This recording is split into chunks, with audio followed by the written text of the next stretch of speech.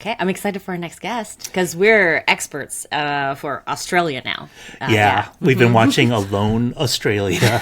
And we know on everything Netflix. there is. So hence, our guest this week is Australian.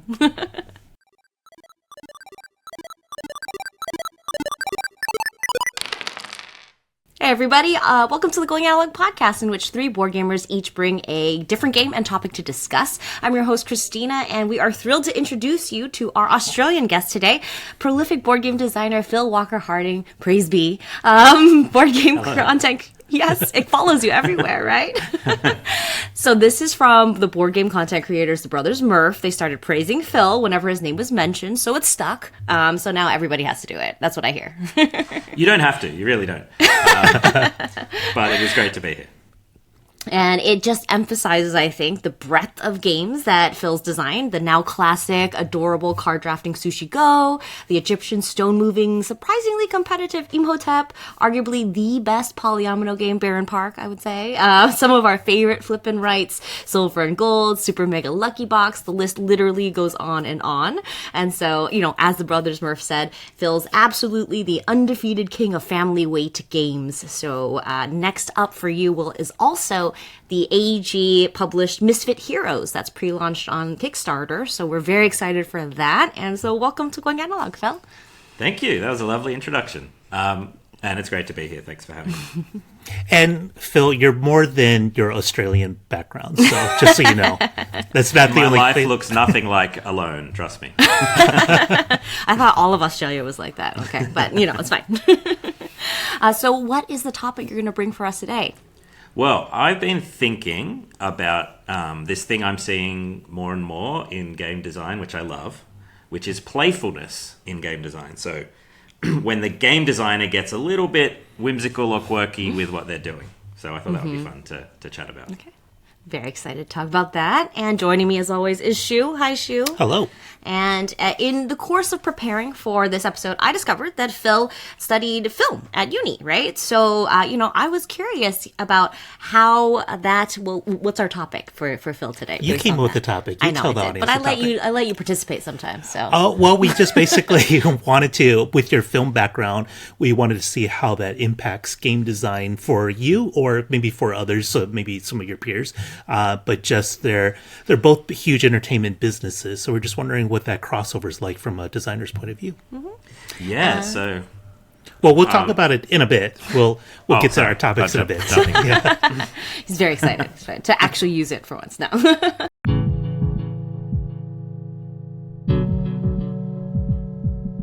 We like to start things off by highlighting a recent game. So for us, we wanted to talk about a game published stateside by Panasaurus.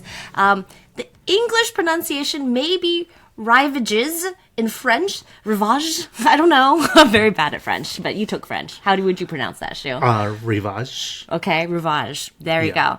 And so we received a copy of this from Panasaurus, so thank you. And we enjoyed it. It's like a quick little filler type game where you are doing a flip and write. But the twist on this is like you're exploring different islands. You can explore more than one island, and they are different dry erase island boards that you get bonuses on as you explore. But it's up to you how quickly you want to explore them. Do you want to go to more islands and get less bonuses, or focus on specific scoring bonuses and be a little bit slower on the number of islands that you visit? And then extra twist is the cards that you're drafting. You choose one line of exploration and then you hand the rest of it off to the next person. So you know that if you don't claim this particular card, the next person will. So there's definitely a little bit more interaction in that way too. Yeah, so these cards will show you the different terrain that you get to mark off, but you have to explore it by foot. So you can't just cross off things wherever you want on the island. You have to draw a path from where you landed on the island to where you're going to exit the island. But like you said, I just want to be thorough and explore all of an island, and then there's different How we play bonuses. video games too. Yeah. Yeah, so on each map, they'll tell you, like, you might get bonuses if you could do this, or if you could complete certain regions and things like that. So, and every map has different sort of criteria for scoring points. But again, or you could just beeline it to the next boat marker, so you could just get to the next map and then move on and find out what new bonuses are. So I like the variety, and I like the kind of player interaction because, yeah, you could see, like, I could look over to you if you're about to pass the next terrain card to me. I'm like, okay, what is Christina gonna cross off so that I'll know what I'm gonna get? Or Christina might look at my map and say, I don't want to give him more trees. So she might just like, I'll take that row of marker or of terrain so that Shoe doesn't get that. So yeah, so it's just I never like spite you. Just half the time. yeah. So it's a fun little like flip and right game that has a lot more interaction than what you would A expect. typical flip and right. So yeah. And what game did you want to highlight for us today, Phil? Well, I always like to talk about the classic Sid Saxon masterpiece, Acquire. Mm-hmm. And there's a new edition about to come out this year, an anniversary edition, which looks amazing. So it's sort of been on my mind again. And so what sticks with you about it? Yeah, I mean, for me, like, I think a lot of game designers feel this way about Acquire. It's sort of like this lesson in modern game design, but 30 years before every other modern game design kind of came into being. So if you think about the mid-90s as the time when sort of the German Renaissance was happening and all these amazing new designers were making things like Settlers and El Grande and all those classics. I mean, Acquire's 30 years earlier in 1964, and it showcases so many of the design tenets, which I think modern board game design is still kind of influenced by. So it's just one of those things. It's almost like out of place in the history of how game design developed. And so I just find it fascinating for that reason. Also, it's just a really fun game that I think holds up today. Lots of people still play it. And it's one I have a few different editions of. And it's one I like to bring out every now and again. And it has certainly some nostalgia as well, especially when you bring out the 1960s bookshelf edition of it. Which Whoa, you have that looks original amazing. one? Yeah. Yeah. For those not familiar, can you tell them a brief synopsis of what the game's about? Of course, yeah. So imagine a sort of grid board, and it's got the coordinates of letters and numbers for each space, and you all have tiles which are going to be placed on those spaces. And basically, by placing tiles on the board, you're building and expanding chains of hotels. So imagine different clumps of tiles growing, and each clump is a hotel. And in the game, you're allowed to buy stock in different hotels. So if one clump is building really nicely, you might get in early and buy some stock in that.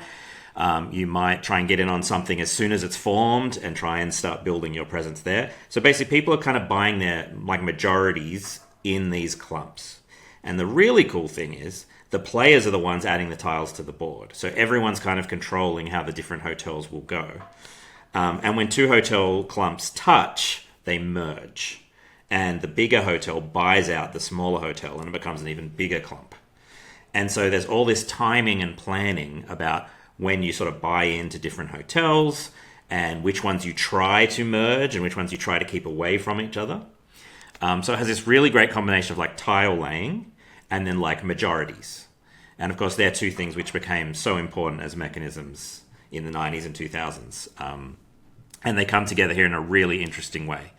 The biggest thing for me about it is just that it's the first game I can really think of where the players are building the board, essentially, through tile laying. And every game's different because of the way the players kind of contribute to this emerging kind of map. And that's what's so fun for me. And it allows some amazing planning and strategy. There's also a little bit of tactics. And, yeah, that's Acquire. Yeah. Very cool. It's been a while since we played that. But yeah, with the new edition, I can see that hitting pretty soon.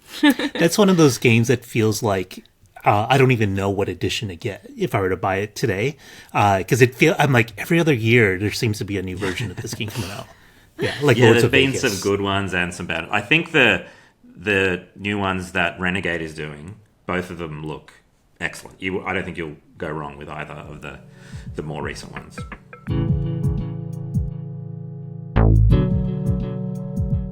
So let's start things off with talking about our topic. So remind us what, okay, no, I'm talking about the topic this time. So we were curious because of your film background, Phil, how that influences your game design. Is it more in some designs or others? And first tell us about your film background. Like, why did you decide to study film back in the day?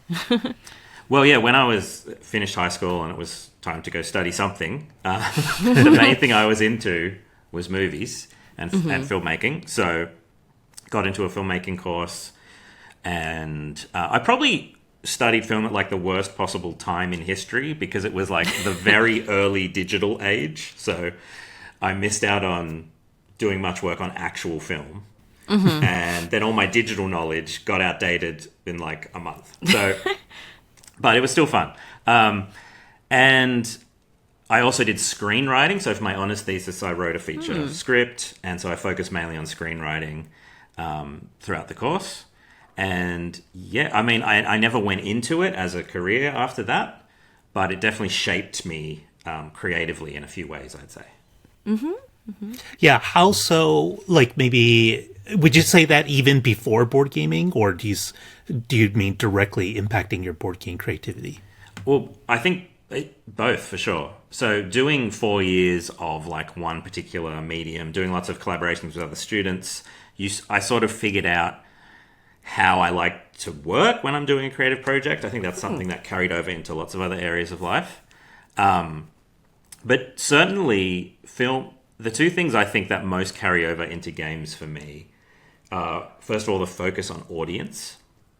So when you're making a film, like the audience for that film is very much in your mind as a creator. You know, you have to choose from the very outset, like, who is this for? You know, what is the audience I'm shooting for? And in, Hollywood, that seems to be all they're talking about these days, is which demographics is this film kind of we're trying to hit.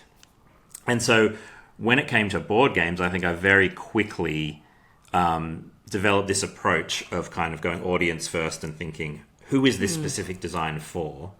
What does that little portion of the hobby really need or want out of my game? And how can I try and deliver it to them in a fun way? So that audience thing, which is very front and center in film, I definitely think about a lot. And not all designers do. And you don't always have to make that the front of your vision. But for me, I found it's really helpful to think, I'm producing something and I want to really make these people enjoy it over here.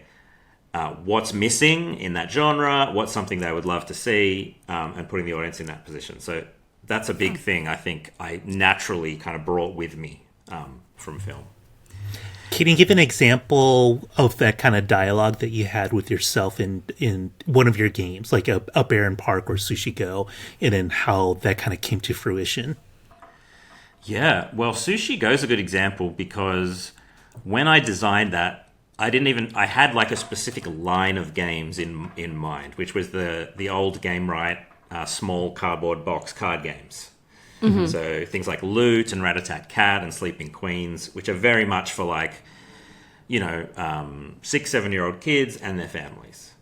And I was designing for that line. So it was really cool when Game Right picked it up. That was a really great moment. But it really helped me kind of frame the game and go, okay, I love drafting. I've seen it in a few other games. And I'm now trying to hone it in for like a 7-year-old. So what is too much for a 7-year-old? What things would a 7-year-old find particularly fun?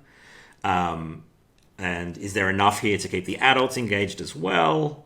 So that's probably a good example where I had the audience very much front and center as I did. Okay.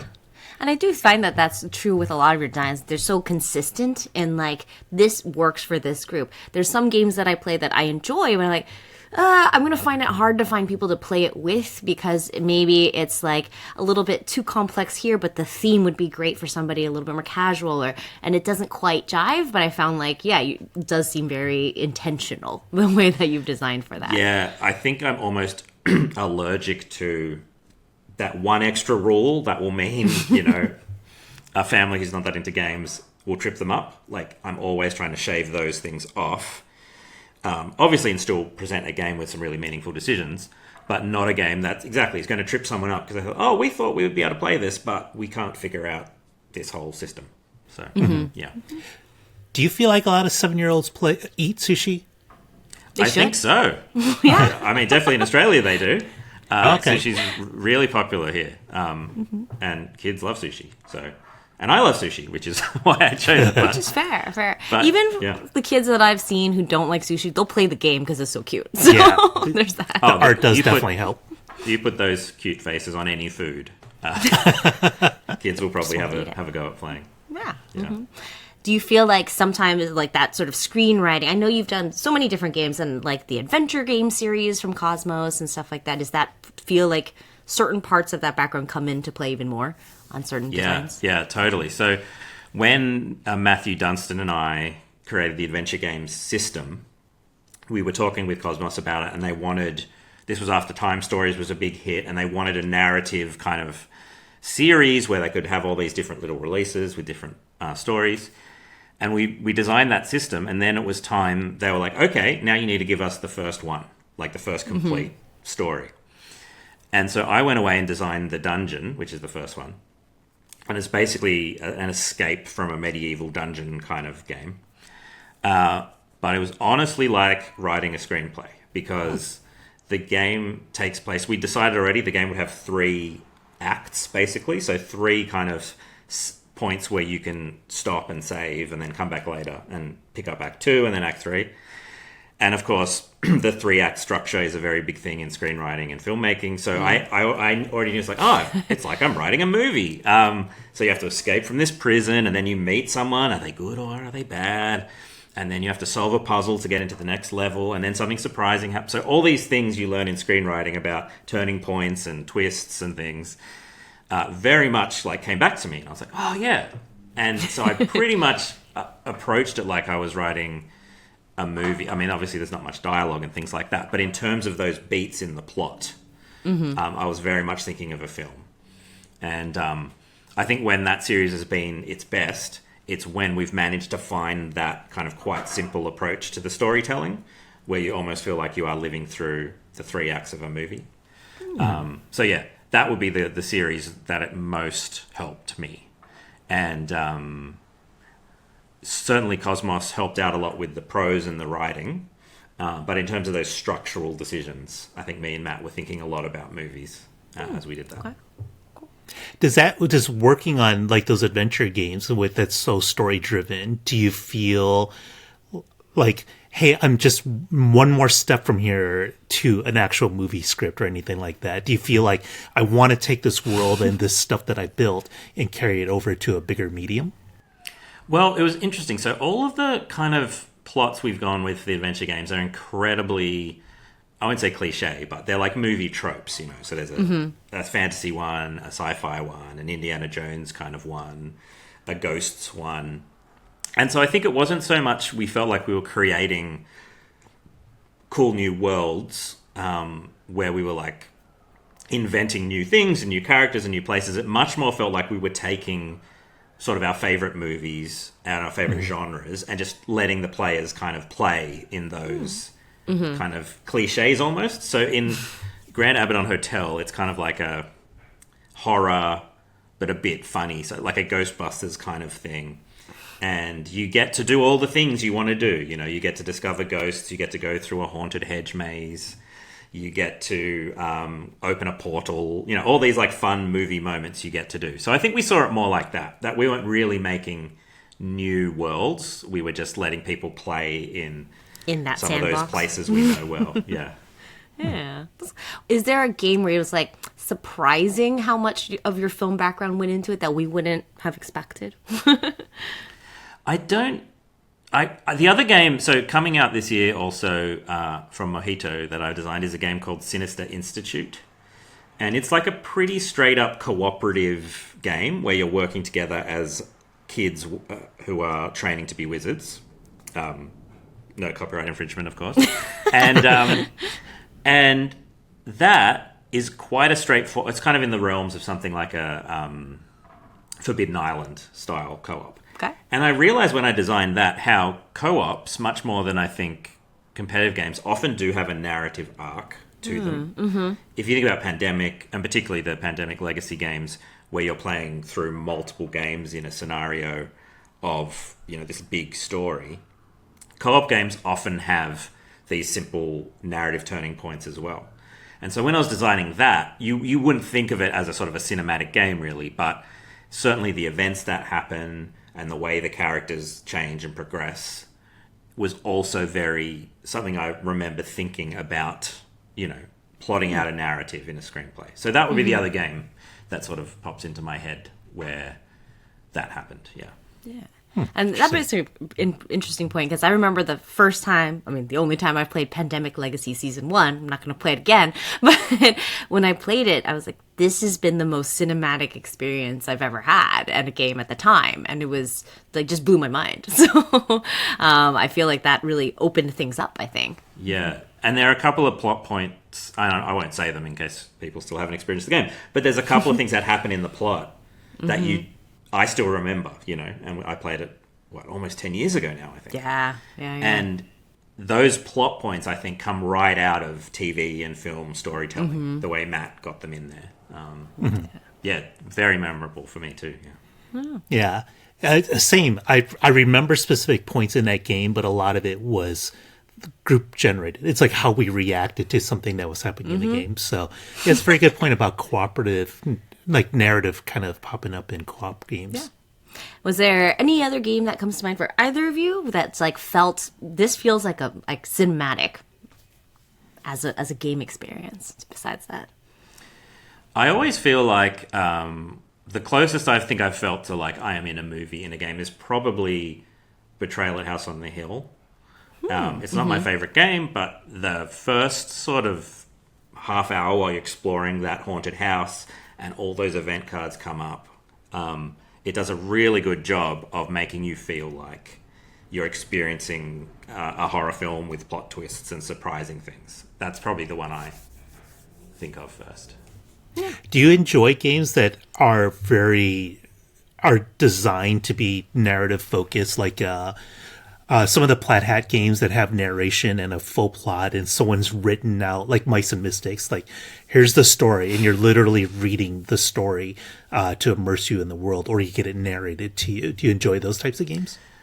Actually, not really, which is odd because I've done the adventure game series. Maybe it's because the adventure game series sort of burnt me out on that much prose. Like when you're writing that much text for a game, it really just... when you do a few, these are like, some of them have up to 100,000 words in them. It's like you're writing a book every time. And I think that process kind of made me, as much as I enjoyed that, working on that series, it also, when I finished, it kind of made me think there has to be another way to get narrative into games, into board games, that isn't just reading, So like, if you think about role-playing games, I guess there's some reading, depending on how you're playing and what you're doing. True. But often it's the players who create this narrative together. And it's trying to think, I wonder how board games can get there as well without just relying mostly on prose. And there's some many great games that use prose in that way, don't get me wrong. But just with Betrayal, for example, it has tiny bits of prose you read, but most of it is just the combination of the pieces and the cards and when and how they come up. That sort of creates the narrative. And then there's that one twist moment where you do read some prose and the game shifts. But yeah, I think a lot of people, when they're playing a game together, to kind of stop and listen to 10 minutes of prose is often not quite what's happening at the table. And so I wonder if... Yeah, I'm always thinking about this, actually, and thinking, what are some other ways board games might get better at developing narrative? Yeah. Is that something you're actively working on? Like, do you have a project now that's like, if I can get this figured out, then this is a game that I'm going to make?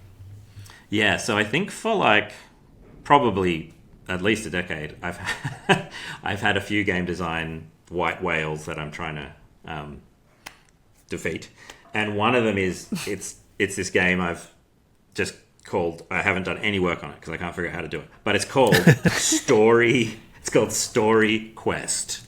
That's like the page in my notebook every time I write notes on it. It's story quest, because it's how do I get an adventure game that creates this amazing story, but through player interaction and just a developing emergent kind of play around the table, rather than essentially going the choose your own adventure style of play. So it is something I'm always thinking about. I haven't cracked it yet. I may never crack it, but it's one of those designs I keep coming back to and thinking, oh, how can I do this? Yeah, it'd be... Because I feel like, because, I mean, obviously some people would say just play a tabletop RPG, you know, but for me, like, that's not my preferred way to play. I do want that table aspect somehow, too, so I'd be fascinated by that, and be more of what I would be looking for if I am your audience, I guess. Yeah, I often think about that, like, people who aren't into RPGs, like, one of the big barriers is you need a DM. You need someone who's really skilled at running the game. And that's really what makes a great group kind of cohere and gel. But for most people who are just into tabletop, that feels almost like a whole different hobby. Like, how would I find one of those people? And so finding a game that, just the pieces on the table and the rule book, that's all we need. And we feel like we've lived a story. That's what I think is the big thing to aim for. Yeah. Okay. So Story Quest coming to Kickstarter next year, maybe? Do not hold your breath.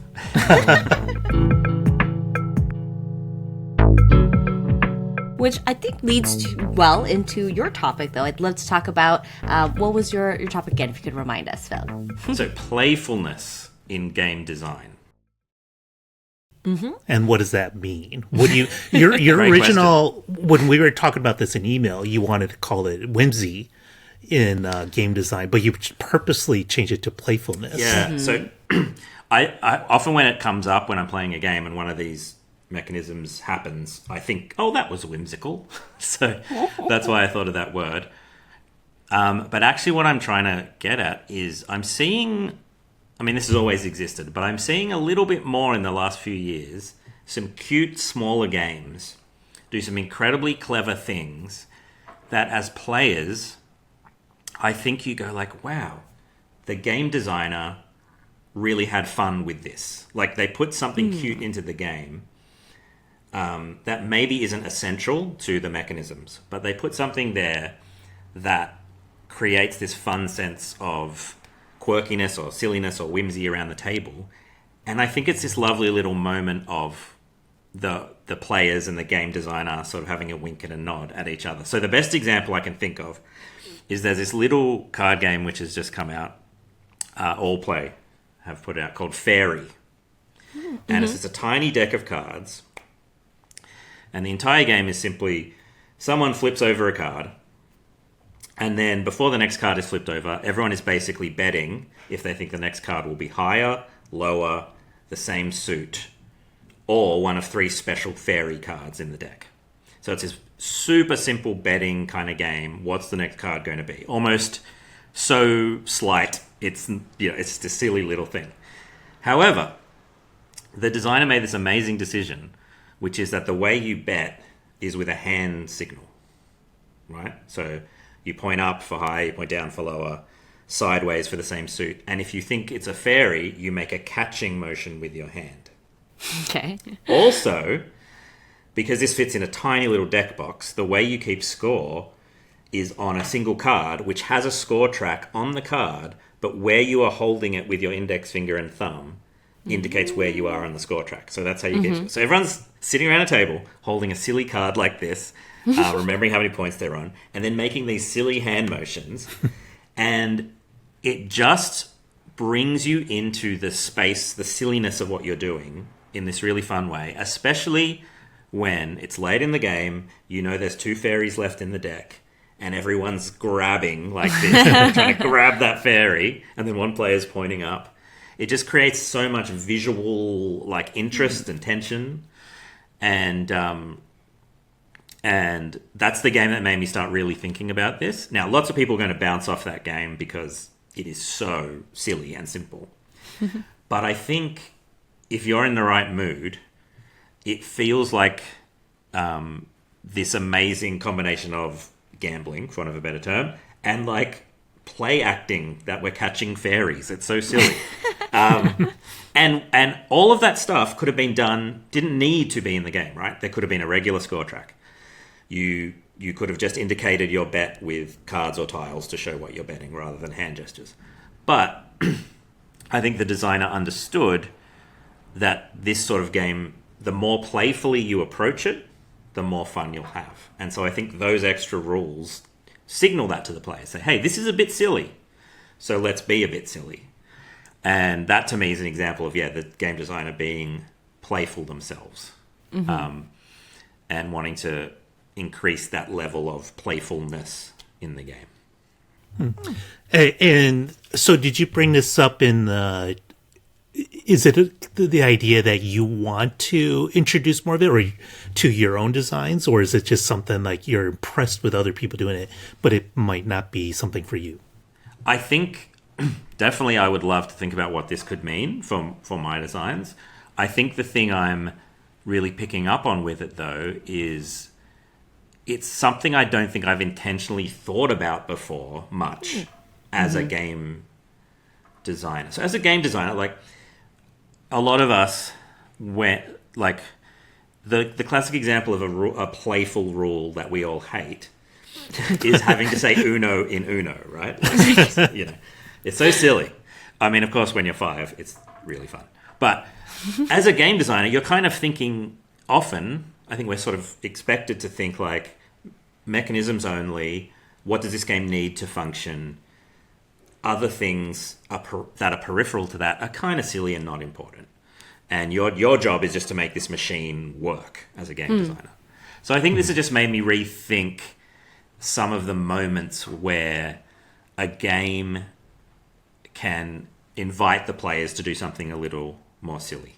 Another great example is the card game Kabanga, which came out a couple of years ago. I don't know if you guys have played Kabanga. Yeah, we did. Yeah, we have. With I don't remember. But people are playing out cards on the table in different colors, and if there's 2 cards of the same color on the table, and there's a gap in the number between them, so let's say one is a 5 and one is a 10. If you play the 10 down, you create this range of 5 to 10, and anyone else at the table who has a number that fits within that range can call out Kabanga and they get to trash that card, which is good because you're trying to get rid of cards. So it creates this funny thing where every time, if you watch people play Kabanga, after they're a little way in, you'll see people put down cards like they're wincing, like they close their eyes and they slowly, because they just are about to be hit with this flurry of other players going Kabanga, Kabanga, and throwing their cards down. And again, you didn't have to have that a word was said, and I'm sure someone in the development of that game said, let's get rid of having to say Kabanga, that's just silly. But it like triples the tension of when you're putting the card down, because you're waiting for the whole table to just shout Kabanga at you. And I think it's a really important part of that game, as simple as that game is. So, and that was another game where I played. I was like, that choice seems silly, but it actually does so much to orient you towards the type of game it is, the spirit to play the game in which you're playing, and just that moment of like surprise and tension it generates. So that's another one I think of a lot. This is fascinating for me because Christina is more of a stickler for like the literal rule. Like it's like if it was in a rule book that designers ask you to do it, she'll kind of enforce it. At least the first play, do it. I want to see what this feels like. For me, I'm like I sort of those things that like clearly aren't important or vital or they doesn't change the game mechanic. I might just skip over or kind of like take a more casual approach to it. But then Christina's like, no, we have to do this. Like the only example, I know there's some where you have to say something, and I can't think of. I can remember this in the past that there are games where Christina's like, no, you have to say this word that we're instructed to say in the rule book. Another one you do is the party game Block Party, Oh, yes. This is a game where it's a cooperative, like there's a couple of prompts on the table, and then it's a cooperative party game, and then everyone will write one answer. And then if your answers match anyone else's, you join together, and the goal is by 7 rounds that everyone is now one team. One blob. One blob. So you're just trying to hope that you're always matching. And then, so for example, if it's 2 people on one team, 5 on another team, that 5 will have one answer. The team of 2 will have one answer. If they match, then they join and they win. But with the game comes a little container of clay, like Play-Doh clay. Without the trademark issue, but yes, pretend Play-Doh. It came with googly eyes to put on them with different colors. So then you just break off a piece of this clay, you put your color, your player color You on make this your own googly little eye. blob. It's super adorable or ugly, whatever you want to make. Completely unnecessary. like no use for this whatsoever. And then, but Christina's like, the first time I played it with our friend Grant Lyon, he didn't play with the clay, so that's how I learned it. I'm like, you don't need the clay. Christina's like, you need the clay. So she'll make everyone break out the clay, make a little character, and then when you join with another player or players, the clay gets clumped together into a bigger blob. And then you can sculpt that new hybrid blob, of course, which is another part of the fun. So Yeah. To me, it's like a great distraction, but it's like a fun. Yeah. Like Christina will enforce this kind of stuff. So I think she's with you, Phil. it Oh, adds yeah. for You like, got yeah. And I Yeah, feel like a lot of Sorry, the you sort go. of lighter games, the lighter games sort of adding those extra aspects gets you, like you said, into the right mindset to enjoy the game more. And then also, like, it just adds this little memorable quality, which is what I want from a game perspective. Even this very small card game from Elizabeth Hargrave, Tussie Mussy. So you're just, giving people basically a cut and choose choice. I hand them 2 types of flowers. One's face up, one's face down. Whatever they accept, I get the other one, right?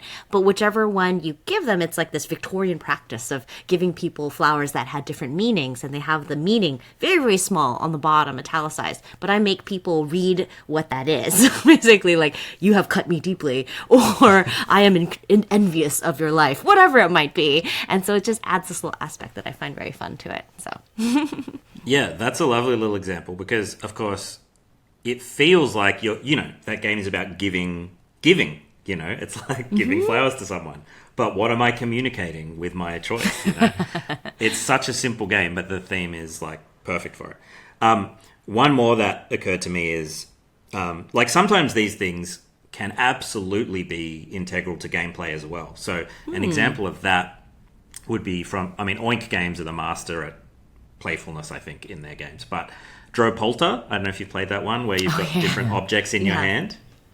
you didn't play that one? Oh, I have. So there's a ghost who's haunting you, and you have these 5 weird objects in your hand, and you flip over a card, and it tells you which ones you need to drop out of your hand without looking, right? So it's this very silly dexterity game. But the genius thing about it is, if you win a round, you get a victory point, which are represented by these tiny little bells, like jingle bell kind of bells. Yes. And then you have to add that to your hand. So you now have a victory point, but you also have one more thing in your hand to control. And so when you get to 3 or 4, or you win at 5, but when you get more bells in your hand, you're playing twice as awkwardly as everyone else, and you're jingling. So you're like, oh, I'm waking up the ghost. And I think the choice of the victory points being bells is, when you first read it, you think, oh, this is silly. They could have just been chips or have a score track. But it absolutely makes the game because it balances the game in this really interesting way as you get better. But also the fact that you're ringing, and whenever a bell drops out of your hand, it hits the table and goes ding, and you think about waking up the ghost. It just makes the game come together entirely. And I don't think the game would be anywhere near as good if it was victory point chips. Yeah, so there's another one. It gets really hard. I've played it once, my friend's copy, and I was like, this is nothing, just add a couple like bells here and there. And you're like, they're much smaller than the other things in my hand. And they fall out very easily. And the bell gets stuck in the ring, and then the ring falls out with the bell. Yeah. Yeah. Yeah, there are a couple of examples like the Mysterium game, and we just played the other night, Phantom Inc., where the theme of the game is like one person is usually a spirit or a ghost of some sort communicating with other players, and it's Mysterium is the same way, where it's a cooperative game where Phantom Inc. is a team-based team versus team game, but in Phantom Inc. there's one part where people are writing clues one letter at a time, and then the spirit will knock on the table to indicate. Right? Am I thinking this correctly? If they're guessing correctly, you knock. They knock on a table. They don't talk. They just that's how they communicate is this noise. And Mysterium, I don't remember the exact rule, but there's something along those lines. And then so that was a little bit more fun because it does immerse the room into this idea that these certain players are actually spirits and apparitions and not real people who should be talking to you in a normal way. Yeah. But one last example from me. Do you know the name of the game where you wear these little cat fingers? Oh, Katsukiji. Katsukiji. I've seen this all over Instagram, but I have not. Yeah, I think there's another aspect of this where this kind of these fun kind of gimmicky novelty things now makes it more Instagram worthy as well. But this is just you lay out some cards and everyone's going to decide which one they want, and then you put your finger on it, and then if more than one person picks the same card, then no one gets that card. So you're trying to guess what other people can pick. Very simple game. It's like everyone wants this card, but you can't go for that because other people might. But the whimsical part about this is like everyone has this little finger puppet that makes your finger look like a cat paw. And there's different patterns. There's like, I think 5 or 6 of these in the box, and they're all different kind of cats. There's like a tabby cat and an orange cat and stuff like that. And it's just absolutely unnecessary, but so unnecessary, but it makes the game. It's like these cats are trying to grab these fish in a fish market. So that's one where you don't need it, but I don't know if I would play the game without it. You have to play it. It's a good. I think this whole thinking about this topic this way just reminds me that a game designer, like I am creating play for people. Sometimes we think about game design as these very serious, thinky, complex machines, but actually at the heart of what we're doing is getting people to play. I mean, that's what games are. And sometimes these little things, I think, are a nice reminder for the designer and the players that, hey, that's what we're doing. Like, we're pretending to be cats and we're trying to grab cards.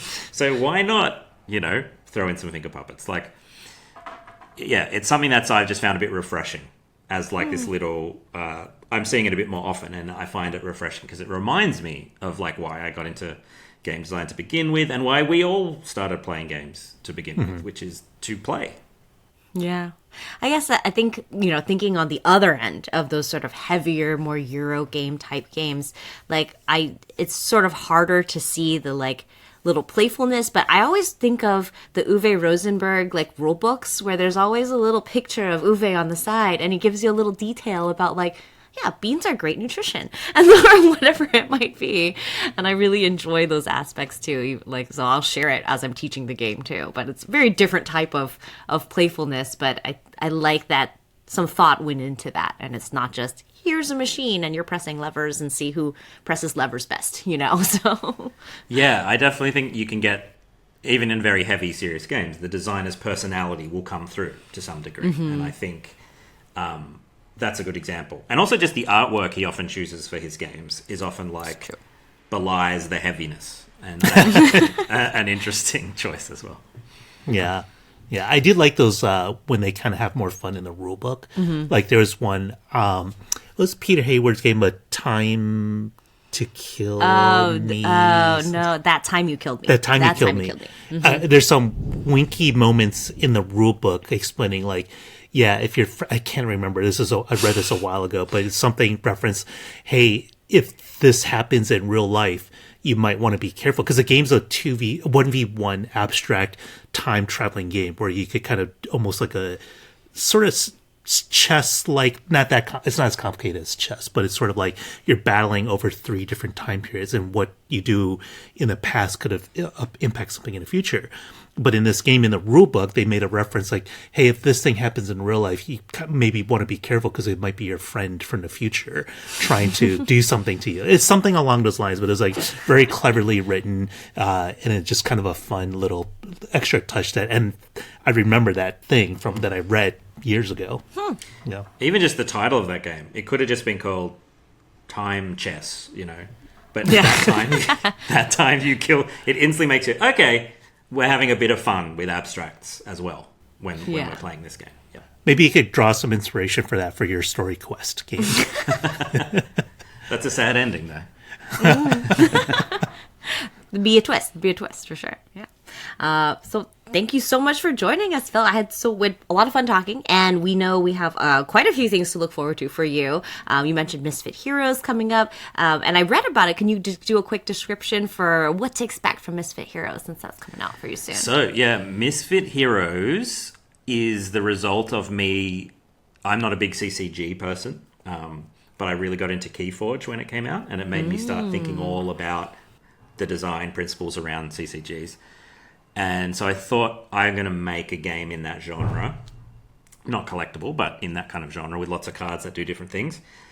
And I started thinking about how you would make 1,000 different cards. And I realized maybe instead of me having to come up with 1,000 cards, I could get the game to create the cards for me. So the game comes with 100 cards and 100 transparencies. And before you play the game, you put the transparency on top of the character card, and the transparency changes what the character is. So you might have a flying goblin, and then the next time you play, you might have a cosmic goblin. And the way the transparency interacts with the card changes what the card does as well. So it's a big experiment. It's kind of a tableau building game at its core. But anytime you want, you can swap out the transparencies and change the deck. So we've called this a mutating deck. And so you never know what cards are going to be in the deck. You never know what new combination you'll find. And we play tested it for years. So wow. Okay. It was a lot of work. But it is quite playful, actually, now that I think about it, in the sense that it's kind of showing you the nuts and bolts of game design in a strange way, in that you can see by sliding that transparency in how a card changes and shifts and how it gets balanced. So yeah, I really hope it goes well. It's probably the game I put the most hours into that I've done. And it feels pretty original, but it's also really strange. So that's Misfit Heroes. It's the Phil Walker Harding magnum opus so far. In a way, it is, yes. That sounds awesome, because I really like Small World, which has a bit of you combine one power with one race, and then so you might have flying goblins one time, and then other times you might have hill goblins that completely act differently. And then I know AEG they have a lot of the card crafting system in a lot of their John DeClaire games, like Dead Reckoning has that. And I love that, where now I could customize each card in my deck building game. So yeah, I'm looking forward to yours. Very exciting. Thank and you. Where can people follow you on social media somewhere and see what you're up to, or your website? Sure, yeah. So I'm philwalkerharding.com, and that has quite a lot of information about my games and little designer notes for them as well. And then I'm not that much on social media these days, but I am on Blue Sky. So I'm just Phil Walker Harding on Blue Sky as well. Perfect. We'll be following you there. And we hope everybody enjoyed our show today. Thanks to our amazing editor, Mike Zipkin. And please give us a like and a rating if you enjoyed our shows. Now you can stop listening and go play a game. Bye, everybody. Bye. Thank you. Bye.